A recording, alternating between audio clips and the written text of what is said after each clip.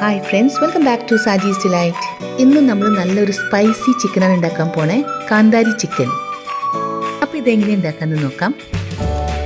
ഇത് എല്ലോട് കൂടിയിട്ടുള്ള 1 kg ചിക്കനാണ്.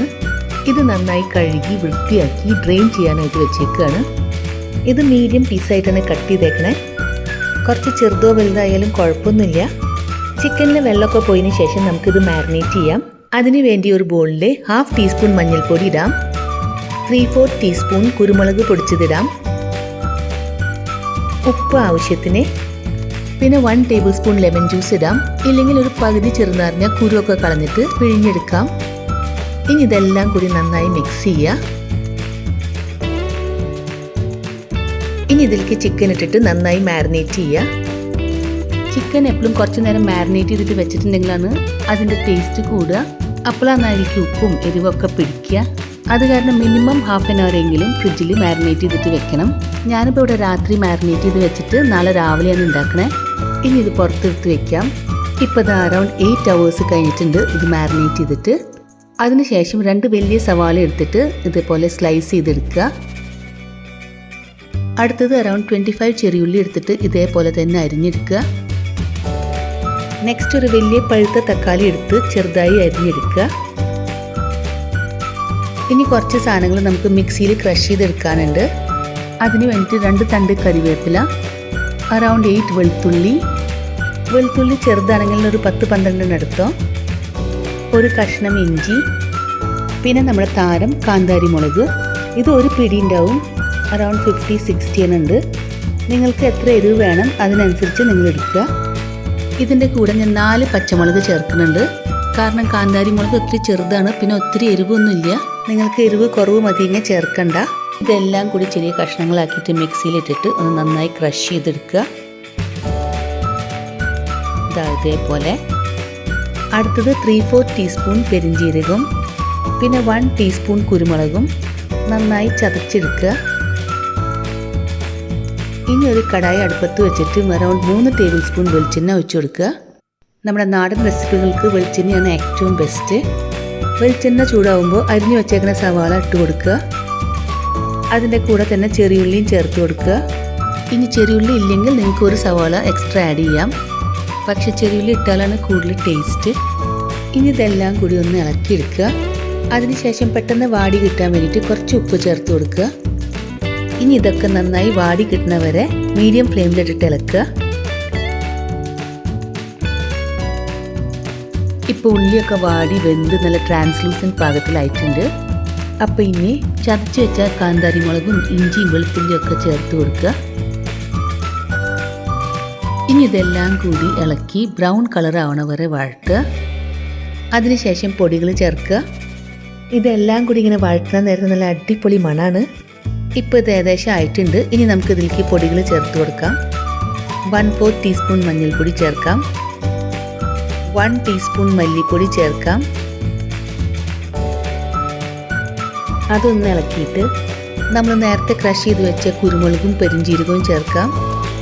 ഇതിലേക്ക് നമ്മൾ ചുമന്ന മുളക് ചേർക്കണില്ല, കാരണം നമ്മുടെ കാന്താരി മുളക് തന്നെയാണ് താരം. പൊടികളുടെ റോ സ്മെല്ല് പോണ വരെ നന്നായി ഇളക്കാം. പൊടികളൊക്കെ റോസ്റ്റ് ആയിട്ടുണ്ട്. ഇനി ഇതിലേക്ക് ചോപ്പ് ചെയ്ത് വെച്ച തക്കാളി ചേർത്ത് കൊടുക്കാം.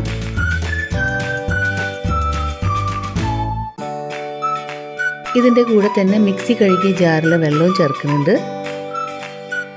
നന്നായി മിക്സ് ചെയ്തതിന് ശേഷം ഇനി ഇത് മൂടി വെച്ചിട്ട് വേവിക്കാം. ഫ്ലെയിം മീഡിയം ടു ലോ വയ്ക്കുക. അതേപോലെ ഇടയ്ക്കിടയ്ക്ക് ഇളക്കി കൊടുത്തോളാം. ഇനി ഈ തക്കാളി ഉടഞ്ഞ് മസാലയിലൊക്കെ മിക്സ് ആവണ വരെ നമുക്ക് വെയിറ്റ് ചെയ്യാം.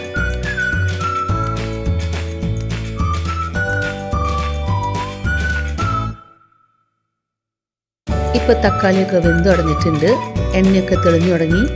ഇനി നമുക്ക് ഇതിലേക്ക് മാരിനേറ്റ് ചെയ്ത് വെച്ച ചിക്കൻ ചേർക്കാം.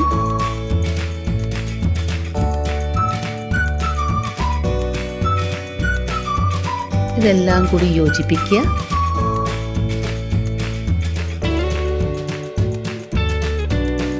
അതിനുശേഷം മൂടി വെച്ചിട്ട് മീഡിയം ഫ്ലെയിമിൽ കുക്ക് ചെയ്യുക. ഇടയ്ക്ക് ഒന്ന് ഇളക്കി കൊടുക്കാൻ മറക്കരുത്. ചിക്കൻ ചേർക്കുമ്പോൾ തന്നെ കുറച്ച് കറിവേപ്പിലയും ചേർത്തോ, ഞാനത് വിട്ടുപോയി, അതാണ് ഇപ്പോൾ ചേർക്കണേ. ചിക്കനൊക്കെ ഏകദേശം ആയി തുടങ്ങിയിട്ടുണ്ട്. ഈ സമയത്ത് ഉപ്പൊക്കെ കുറവുണ്ടെങ്കിൽ ചേർത്ത് കൊടുക്കുക. ഞാനിവിടെ കുറച്ചും കൂടി ഉപ്പ് ചേർക്കുന്നുണ്ട്.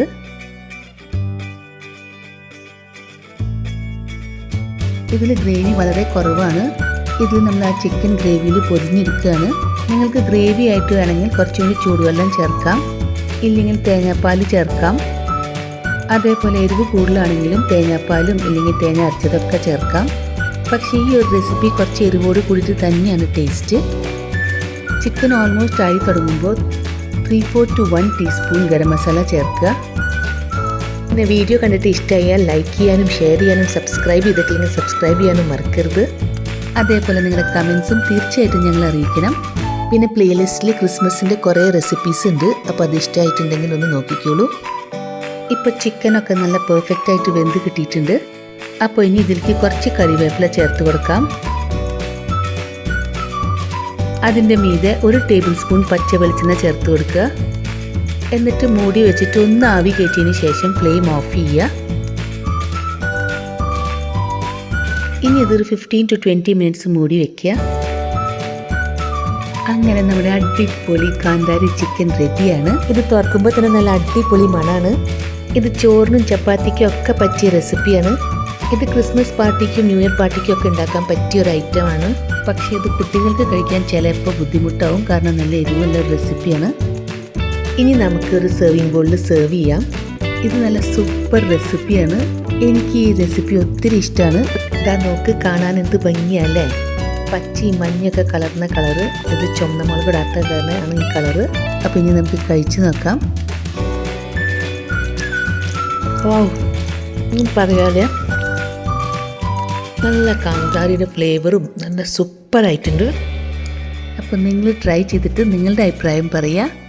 ഇത് വെറുതെ തള്ളൊന്നുമല്ല, ശരിക്കും സൂപ്പറാണ്. അപ്പോൾ താങ്ക് യു ഫോർ വാച്ചിങ്.